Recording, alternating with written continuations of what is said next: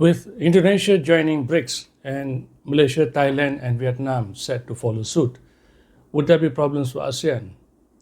I would say yes, there are at least three challenges that ASEAN would face as a result of this. The first challenge is external pressure. We can expect more pressure to build on ASEAN to take sides. Why do I say that? Well, because BRICS, whether we like it or not, is seen by the West as an anti-West alliance, with members of ASEAN joining BRICS, starting with Indonesia and possibly Malaysia, Thailand, and even Vietnam later on. What it means is that some members of ASEAN are beginning to take sides with an alliance that is seen or perceived to be anti-West. And therefore, we can expect more pressures to be built on ASEAN to take sides. I don't know what form these pressures might take. Perhaps we might see more tensions in the South China Sea, perhaps, or we might see in the economic realm, perhaps threats from America about the usage of tariffs, or some other kinds of moves that would be designed to push ASEAN to take sides with the Western side. And this certainly is going to be a problem for ASEAN because, as I have mentioned from the beginning, ASEAN has never taken sides. In fact, ASEAN's position is that neutrality in Southeast Asia is the best form of its own security. And with ASEAN now taking part in BRICS, I would imagine that pressure would be coming forth upon ASEAN. The second challenge is related to how ASEAN has dealt with pressures to take sides. Well, ASEAN's position has been always to insist on its centrality in the regional architecture. I know this is a big term. Architecture here means the various forms of structures that ASEAN has in place. For example, apart from ASEAN, there is this dialogue relationship, ASEAN and China, ASEAN and America, ASEAN and Japan, and so on and so forth. There are 10 different types of relationship. There is this East Asia Summit, for example, that also takes place under the ASEAN chairmanship. Beyond that, there is all these free trade agreements, ASEAN-China Free Trade Agreement, ASEAN-Japan FTA, and so on and so forth. All these constitute what we call the architecture. And ASEAN insists on being central to the entire thing, meaning that whatever that happens in Southeast Asia, ASEAN would want to have a major say in how these things should happen. And therefore, this is a position that ASEAN has taken, and by and large, this is something that has been respected and agreed upon by every major power, because I think it is also in their interest to see that ASEAN remains fairly neutral and not seen as taking sides. But now, imagine if 4 members of ASEAN decide to join BRICS. It's going to be difficult for ASEAN to insist on centrality when it talks about BRICS, because it is part of it already. So here there comes a dilemma. When America pushed for this idea called Indo-Pacific, ASEAN was quick to react, issued its own perception paper called the ASEAN Outlook on the Indo-Pacific. ASEAN suggestion is that the Indo-Pacific should strive to find ways to cooperate with the members of ASEAN so that its activities will be building upon the strength of ASEAN rather than weakening it by making it take sides.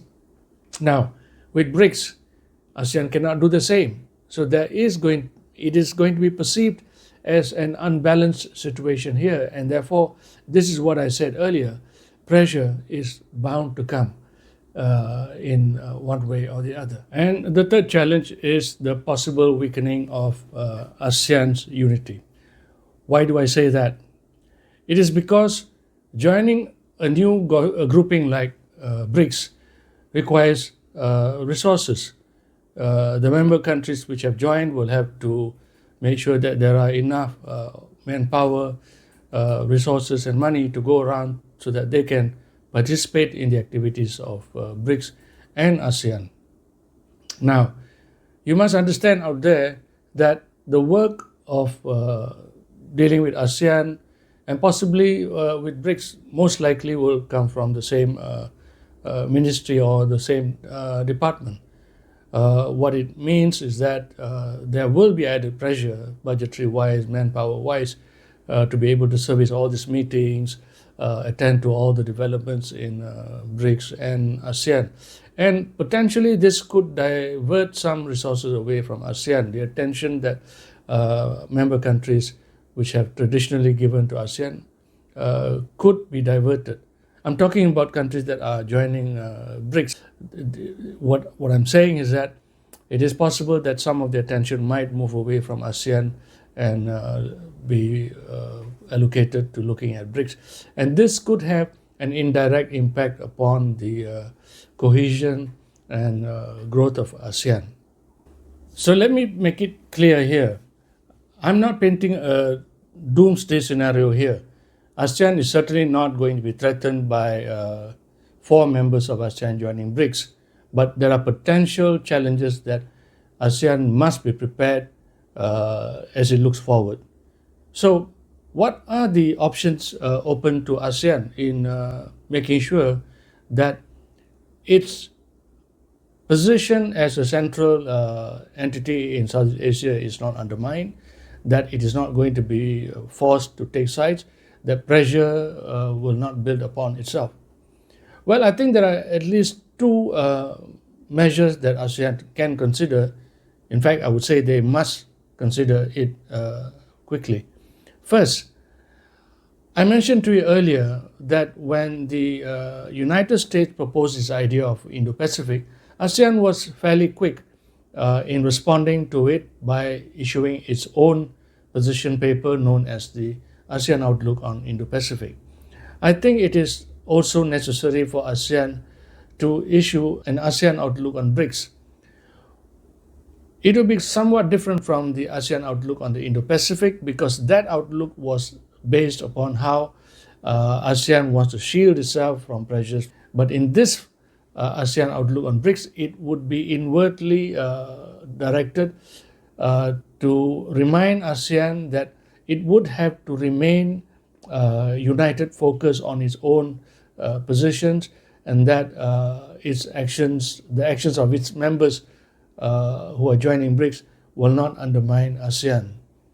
So I think some sort of a declaration, some sort of a position paper would have to be crafted by ASEAN.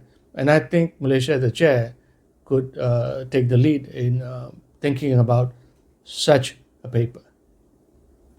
The second thing that ASEAN could do is to proactively find ways to work with BRICS. We know that there are only 4 countries that are going to join BRICS, and we know for sure at least 1 or 2 members will not join BRICS for their own reasons. So we are going to be in a situation where there will be only a certain number of members who are going to join BRICS. But what about the rest?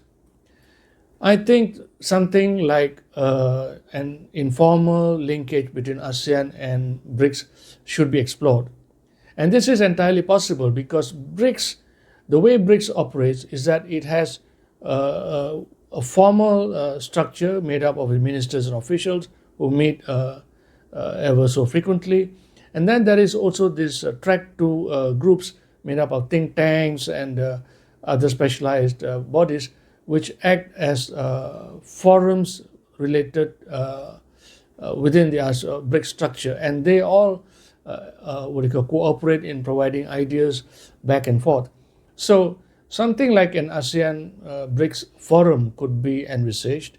It would need not be a formal meeting that has to take place with the participation of all the ministers, for example. It could be a forum, sort of meetings that takes place perhaps among the think tanks of ASEAN. In that way, the ASEAN input could be filtered into BRICS. So I think it is something, a proactive measure that ASEAN should consider. I think it is going to be a big mistake if ASEAN thinks that BRICS is not a concern for itself, and that the members who want to join BRICS are free to go ahead and do as they will. I think it is very important for ASEAN to take into consideration that there are potential challenges that will come from BRICS, and that it should be prepared to make sure that these challenges do not undermine ASEAN's core interests.